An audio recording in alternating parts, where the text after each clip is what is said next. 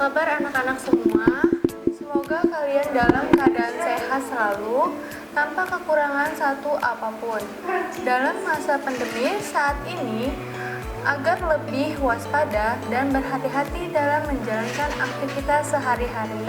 Oleh karena itu, kalian harus senantiasa mematuhi anjuran yang diterapkan oleh pemerintah, yaitu sering cuci tangan menggunakan sabun, memakai masker, jaga jarak, makanan yang bergizi, dan rajin berolahraga.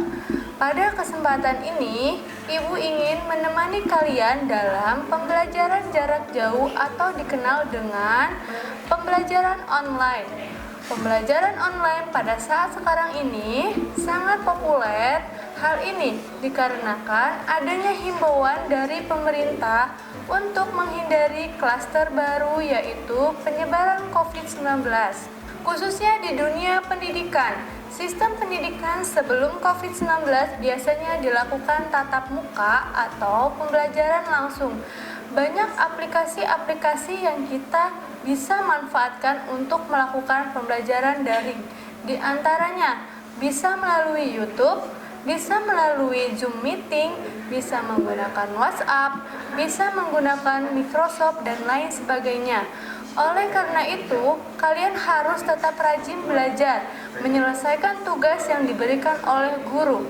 Yang pastinya harus tetap berdoa agar COVID-19 ini cepat berlalu. Baik, pada kesempatan ini, Ibu ingin membahas tentang materi pengertian ilmu ekonomi dan kebutuhan manusia, mata pelajaran ekonomi bisnis. Baik, langsung ke materi ekonomi bisnis. Ilmu ekonomi yang berasal dari kata Yunani oikonomia yang diciptakan oleh Xenophon atau 440 sampai 355 sebelum Masehi. Oikos artinya rumah tangga dan nomos artinya aturan. Aturan untuk mengelola rumah tangga baik dalam kehidupan keluarga, perusahaan, negara, maupun hubungan internasional.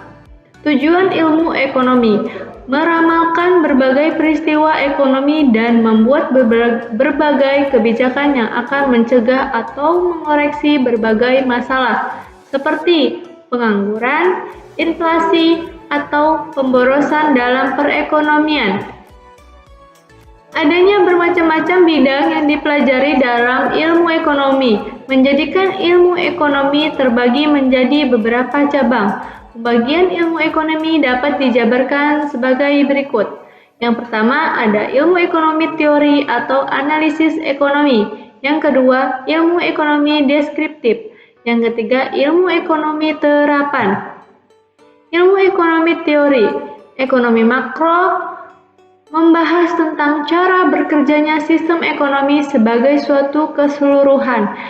Ada juga ekonomi mikro, secara khusus membahas tentang cara bekerjanya sistem ekonomi secara partikular. Objek materialnya adalah perorangan atau perusahaan satu per satu, harga untuk satu jenis barang tertentu. Yang kedua ada ilmu ekonomi deskriptif. Gambaran keadaan ekonomi dengan mengumpulkan semua kenyataan penting yang berhubungan dengan persoalan ekonomi atau topik tertentu. Misalnya, tabel perkembangan sektor industri tertentu, keadaan ekonomi suatu daerah tertentu yang dikeluarkan oleh BPS. Yang ketiga ada ilmu ekonomi terapan. Ekonomi terapan merupakan terapan dari teori ekonomi, artinya bahwa kerangka-kerangka pengertian dan analisis ekonomi teori digunakan untuk membuat atau merumuskan kebijakan-kebijakan, pedoman-pedoman yang tepat untuk mengatasi masalah ekonomi tertentu. Ruang lingkup ekonomi terdiri dari ilmu ekonomi makro dan ilmu ekonomi mikro. Ilmu ekonomi makro mempelajari tentang output agregat, ada kesempatan kerja dan tingkat harga umum. masalah jangka pendek atau stabilisasi, dan masalah jangka panjang atau pertumbuhan. Garis besar permasalahan kebijakan makro mencakup dua permasalahan pokok. Ada ilmu ekonomi mikro. Apa sih? Ruang lingkup teori ekonomi mikro selalu berkisar kepada kegiatan ekonomi yang dilakukan oleh konsumen dan produsen, baik secara terpisah maupun bersama-sama. Materi yang dipelajari dalam teori ekonomi mikro dikelompokkan dalam 5 bagian, yaitu yang pertama, teori perilaku konsumen dan permintaan. Yang kedua, teori produksi dan biaya produksi. Yang ketiga, teori penetapan jumlah, keluaran, dan harga. Yang keempat, teori penempatan harga masukan. Yang kelima, teori keseimbangan umum.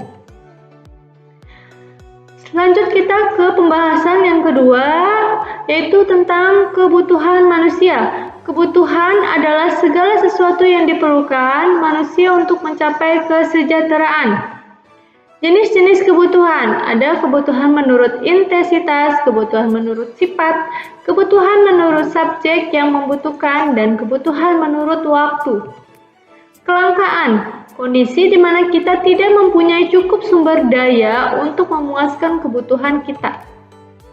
Penyebab timbulnya kelangkaan, terbatasnya benda pemuas kebutuhan yang ada di alam. Dan yang kedua, kerusakan alam akibat ulah manusia. Yang ketiga, terbatasnya kemampuan manusia untuk mengelola sumber daya alam yang ada. Yang keempat, peningkatan kebutuhan manusia lebih cepat dibandingkan kemampuan penyediaan sumber kebutuhan. Biaya peluang. Biaya peluang adalah nilai barang dan jasa yang dikorbankan karena memilih alternatif kegiatan.